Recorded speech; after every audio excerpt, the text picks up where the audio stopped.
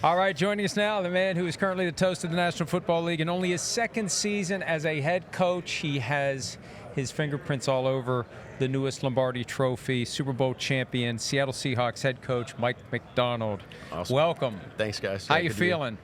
Great. Also a little bit behind, but great right now. Right, well, Do you feel like you had enough behind. time to enjoy what you've accomplished? Because you get thrown right back into the mix. No, I mean, you get one day, you get the parade. Yeah, you're right. Next day, you're trying to find new offensive coordinator. So. Seriously. All right. So, do you take the Super Bowl trophy home at all? Do you get to take it home for like a night or anything like that? It should be passed around to the team, right? That should be a thing. Yeah. I actually haven't seen it since we left the party, so hopefully it still exists somewhere. But yeah, I don't know where it is. I think you should start that tradition. I think That'd you be should start cool. it like the Stanley Cup, where it's like, you take it for a night, then.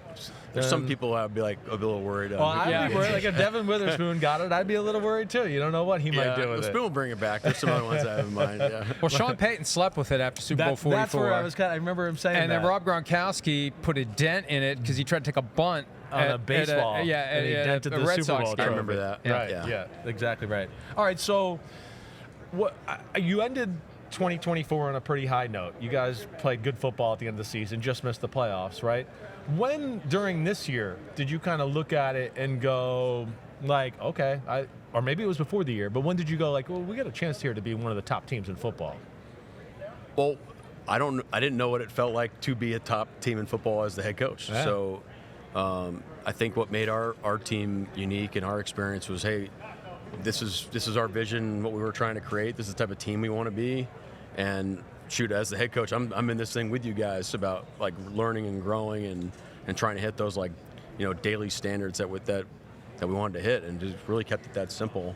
And the guys just kept answering the bell. Like their spirit and attitude every day, the intent that they operated with, the environment they created. It was a fun environment that we could, get after it, but also have a good time.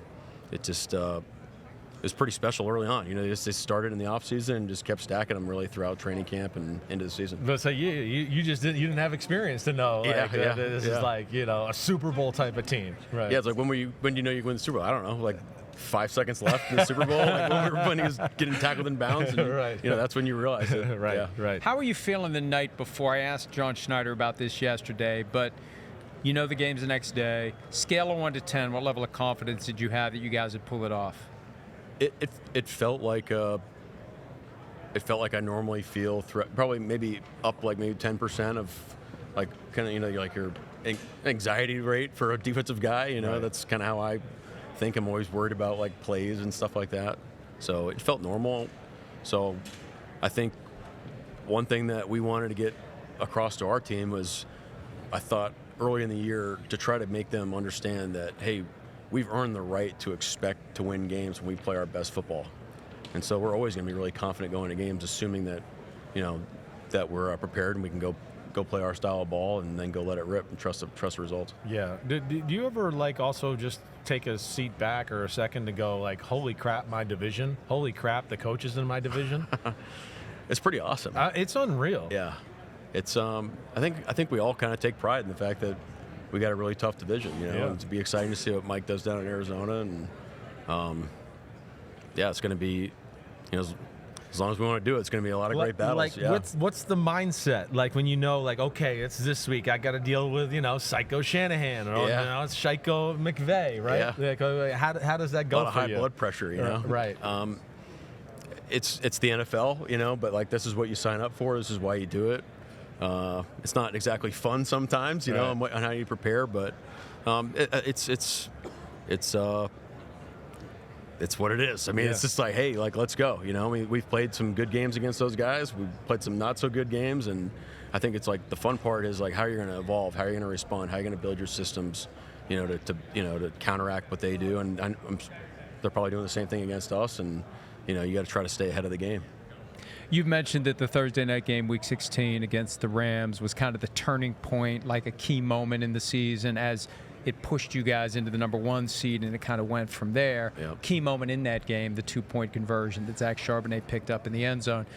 What are your thoughts on the Rams' proposal that they made? And there's 2 aspects to it, obviously, how a backward pass is handled if it's deflected past the line of scrimmage, and the amount of time before they can press the button to start a replay review. Any thoughts on what the Rams are proposing in the aftermath of that game? I heard that they proposed a rule change to it, but I actually have no idea. I don't know what how exactly. it would work. Here's what it is. See, I can tell you what it is. I don't know the details. For a or backward anything. pass that is deflected by the defense and goes past the line of scrimmage, it gets treated like a fumble. So if you're under 2 minutes, if you're on a try, if it's fourth down, it can only be recovered at the spot by the person who initiated the backward pass. There's a lot going on. And yeah, but there's always and it's like, never going to happen again. That's the other part of it. When's this ever going to happen again? Yeah, The I don't backward know. pass gets deflected past the line of from scrimmage. my experience with like the rule change stuff, there's always like unintended consequences behind rule changes. Yeah, so definitely. like you do have to take it through the process and like vet it out and stress test it and all that. And so I'm sure there's something going on that like I don't know, just there's something more to it. I don't know. There's a time mechanism to it. That's what I thought it was It's just- more about, the time mechanism. And that's the key. And I think it's either 40 seconds or a minute, that there's a hard limit on when they can initiate a replay review. And just from your perspective, as this is all happening, and you think it's a failed two-point conversion, Yeah. all right, we got to go kick. How did you process the information? How did you even know something was going on where you may end up with those 2 points? Yeah, I was like, all right, we're down 2. Like, how many more minutes are left in the game? Let's go. You know, we're about to go back on defense, so I'm thinking, how we're going to treat that drive. So it's kind of par for the course at that point. We're going to have several possessions left in the game, and then one of the officials came and kind of pulled me aside. Hey, we're taking a look at the plays, or this is like a possible consequence of what's going on. This is what's going to change, and so then, all right, new information. Let's go take that and. Yeah. Okay, now it's a tie game. Like let's rock and roll. We still got to go play great defense. You can't just let them go right down the field. So yeah. I mean, it's probably shocking. You're probably like, what? Huh? You're reviewing what? Like a yeah. bit. I mean, you're definitely surprised. Right. Yeah, for sure. I mean, we knew that Zach picked the ball up. Yeah. But you weren't saying like just like, hey, we picked the ball up good. Anytime the ball's on the ground, I'm like, pick it up. Yeah. Right. How do you? One of the things that is a pet peeve of mine, as he knows this, is we've gone out of hand with fourth down. We're just going to go for it. The analytics, I've yet to see it say not go for it. It's never. I never. Every game I watch, it's the analytics say go for it. 51-49. It's 4th and 27. Go for it. But whatever. I'm being funny there. You kicked the field goal the whole damn Super Bowl. You never did it. Right? I mean, so like, what's your approach? You always listen to analytics in those departments? Yeah. Do? I mean, you do. I think it's funny. Like you're so conservative on fourth down. I'm like, I didn't know that we were conservative on fourth down. We have a fourth down model that we go into games with, and there is a go on like 95% of our drives at a certain point, and throughout wherever the ball is, and there's a formula behind it, and the way that with the great thing about being a defensive guy is the offensive play caller doesn't have to worry about what the go is on fourth down. He can call the game, and then I can let him know as soon as possible on what the go is, so he can call it accordingly. And it's kind of a seamless communication. I think it's actually helpful in that point. But there's very frequently that we're up for a go to say those things didn't hit, and those decisions there, it was like, hey, look, it's just to win the game, the model doesn't really suggest us going for it, so let's kick the field goal and let's rock and roll. All right, yeah. So, you didn't buck the system there and go, like, it's saying go for it, but I'm just going to kick the field goal because I think this is the way the game's going to go. That's happened a few times, but I don't remember it being like that. Yeah. Those tough of decisions throughout the game, those are pretty straightforward. Right, gotcha. You mentioned the play caller, and you said earlier the day after the parade you had to go find a new offensive coordinator. You went outside the building with Brian Fleury. Right. Tell us about what his role will be and how important of a hire that is in a system where the head coach is the defensive guy. Right. Well, we went into the process thinking continuity, and so your initial reaction is, hey, if we can keep it in-house, great. We also want to do what's best for the team, and Brian was someone that was kind of in our periphery for a few years via relationships that I've had, on the defensive side of the ball, and then we finally had the opportunity to talk to him. And as you start to visualize what our staff could look like, where we could take our offense, his vision for how he wants to operate, just felt like, man, we're really aligned on this thing, and we can keep the continuity that's so important with the system, and take this thing kind of the next evolution of our offense. So. I'm really excited about it. Again, as a defensive guy, there's a lot of times where Brian's leading the charge on offense, and I think he's a great man for the job. And we had a great rest of our staff too that is going to play a huge part of kind of pushing everything forward. And that process is about to start. I'm really fired up for March to get going, so we can see what this thing's going to look like. How would you best describe the Seahawks system? offensively? Decisive, shocking, relentless. We want to operate with pace and take the ball fast and run off the ball and shock you with our effort and finish plays in a dominant position. We're obviously going to be a wide zone team. I mean, if you want to get into all the schematics behind it, but how we play it should stay the same, and really that's my job to make sure that comes to life. Yeah. Did you watch have you watched the Super Bowl back yet? Yeah, I haven't watched it yet. No? I can't do it. Yeah, I mean, Okay. I haven't that much time, but Right. something about it just like I can't pull the trigger. You can't do it yet. I do plan on watching it, like the TV copy and watching the commercials and like Right. sitting down and like watching the whole thing through. Okay, this is why I'm bringing this up. I want to tell you this story. I think you'll enjoy it real quick, right? The pregame show, did you know Kyle Shanahan was on this year, the pregame show? Yeah, I did know, right? yeah. And Yeah. he's my buddy, and we go way back, right?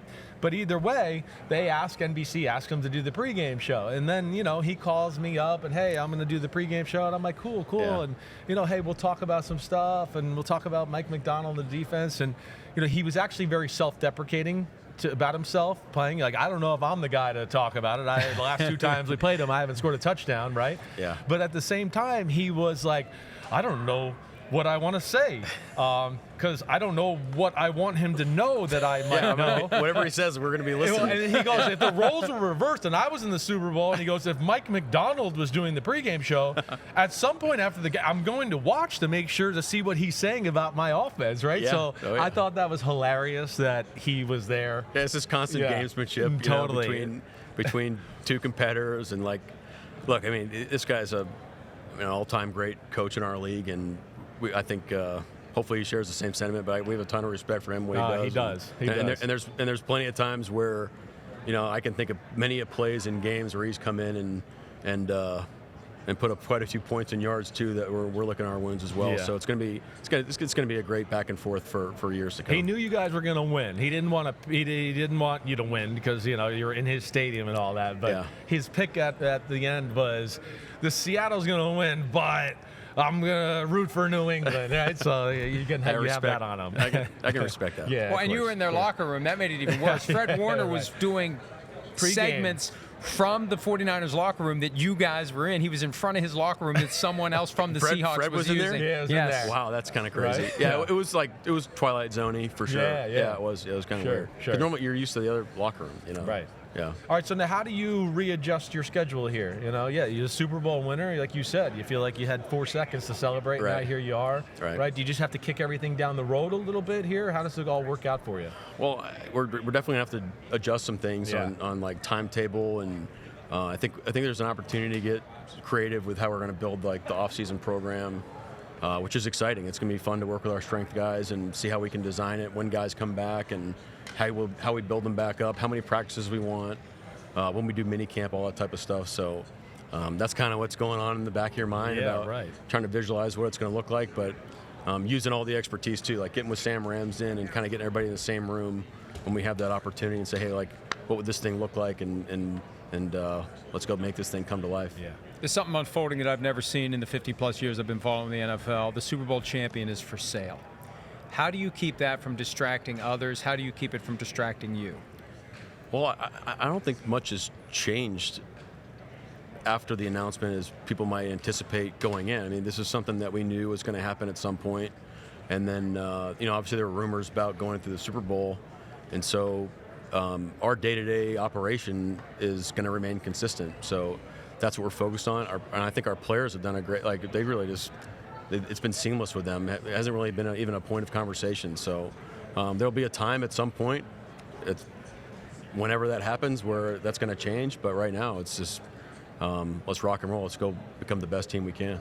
You got, oddly enough, too, a lot of cap space for a team that won the damn Super Bowl. Yeah, it's pretty cool. Yeah, it really is. I mean, it's rare, I feel like, to come up here and go, what? The team that won the Super Bowl's in the top 6 in football? Yeah. Right? So, I mean, I know you don't want to make any proclamations, but, any areas of your team you're willing to share here where you want to address? Or Well, I think the exciting part about yeah. this week is like the behind-the-scenes conversations with like, all the power, all the people, all the players, and all the stakeholders and all the things. Right. Many of those conversations I'm not part of right now. So when we get back, being able to huddle with John and everybody and say, okay, this is where we feel like we want to, move forward or progress this conversation or whatever, and then take it from there. So it's gonna be a fun process, and I think we're just getting started with it. But I think you just got to stay disciplined to like what you do, like what you believe in, taking it step by step. You get out ahead of yourself. I think that's kind of dangerous. Yeah. Super Bowl MVP is going to be a free agent. Yeah, it's part How of that do you navigate process. those waters? Let's go through the process. We clearly want Ken back, and I think Ken loves being a Seahawk, but let's stick to the process behind it and see what happens. All right, last thing, because I know you're like, all right, the hell with you two. I got to get out of here. But I am always interested in this. I think I even asked you, like, you haven't gotten to watch these guys on film yet, right? So you just take this as a part of what? Just getting to know them in person, some of the college guys? Normally you're like, hey, it's a face to a tape. Now it's the tape to a face in person. So it's flipped a little bit. I'm watching the clips. I'm like, that was a pretty good play. Like, this guy's pretty good, Right. So, but it's a great opportunity to get to know these guys, at a different level. As brief as it is, it's just like, hey, it's just a little edge that you're trying to chase. Yeah. Maybe get an extra data point to help you make the best decision possible. So the look test. The look test is big always, right? So I don't know. It's like, I think also you got to go in with the mindset of like, our scouts are on it. They nail these things. They've been working with these guys for years. We're just here to try to help out the process, right? And let's go from there. Yeah. Well, you've been nailing it so far after only 2 seasons. The Super Bowl champion with a team that I know you probably don't want to go there, but looks to be good enough to damn good. Be right back there again. That's right. You can win a Super Bowl in another division rival stadium next year at SoFi Stadium. Wouldn't that be something? Heard about that. Yeah, here we go. All right, he's Mike Macdonald. We'll be back with more from the Combine. Great, thanks. Hi, it's Mike Florio. Thanks for watching PFT on YouTube. Hit subscribe for the latest news and analysis from Pro Football Talk.